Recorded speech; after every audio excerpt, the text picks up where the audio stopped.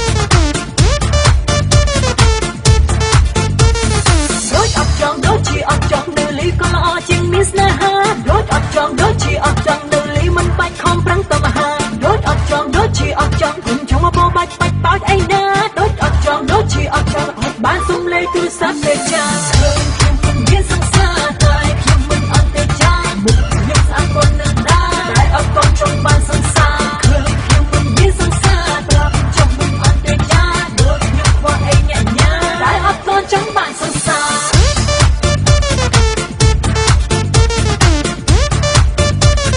តែអត់តចង់បានសង្សារ